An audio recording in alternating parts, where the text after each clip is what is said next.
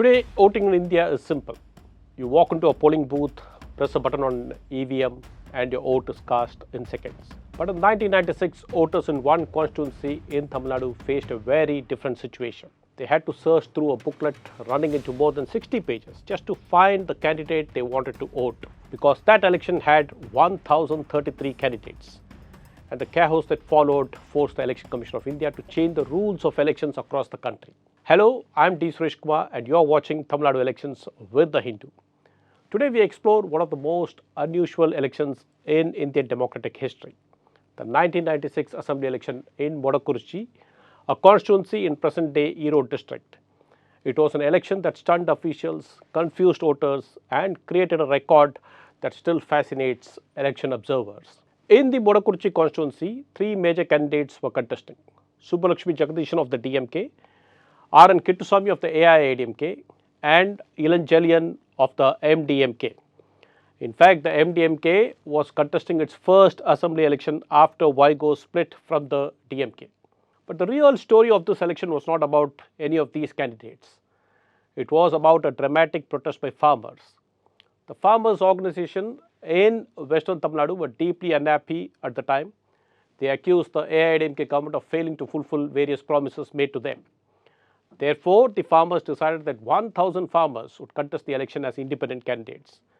The idea was simple: flood the election with farmer candidates and send a powerful political message. And at that time, contesting an election was extremely cheap. The deposit amount was just Rs 250 for an assembly candidate, and in the case of SC/ST candidates, it was just off that amount. So nominations poured in. When the process ended, a staggering 1,033 candidates had filed nominations in Modakurichi, a record that shocked election authorities. This was before EVMs were introduced. Voting at the time was conducted with paper ballots, and printing ballot papers for these many candidates became a logistical nightmare.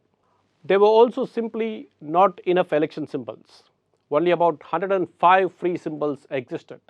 So the Election Commission of India had to improvise. Independent candidates were assigned numerical symbols through a draw of lots. The names and symbols of candidates were printed in a massive booklet running into more than 60 pages. Each of those pages contained 16 candidates. For voters, finding their candidate became like searching a name in a telephone directory. The situation became so complicated that the ECI could not conduct polling along with the rest of Tamil Nadu. The election to this constituency was postponed by a month. It had nearly 2 lakh voters and the preparations became extraordinary. To handle the unusually large ballot booklets, officials had to arrange 1,000 giant ballot boxes which were brought in by lorries from other districts.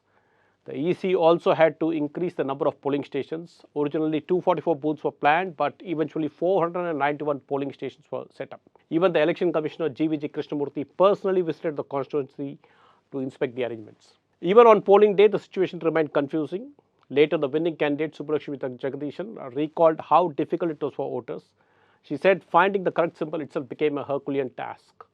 Her own name appeared only on the 25th page of the ballot booklet, but she had one advantage: the rising sun symbol of the DMK, which was familiar to voters. So many voters simply flipped through the pages until they spotted the familiar symbol.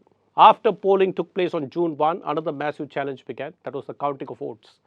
Counting was conducted across 5 centers. There were 70 counting tables. The process commenced at 8 a.m. and continued later in the night.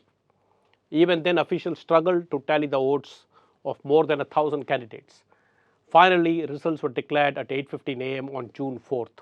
Subbulakshmi Jagadishan won the election with 64,436 votes. But the most astonishing statistic was this: more than 100 candidates failed to secure even a single vote.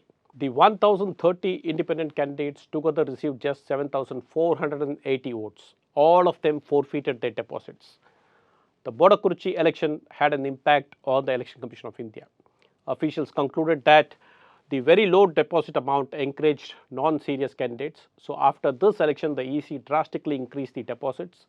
Now for assembly elections, the deposit is Rs 10,000.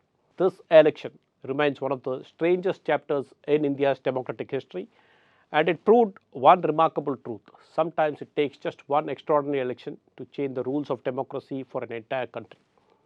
And that is why the story of Modakurichi still fascinates students of Indian politics. Thank you for watching.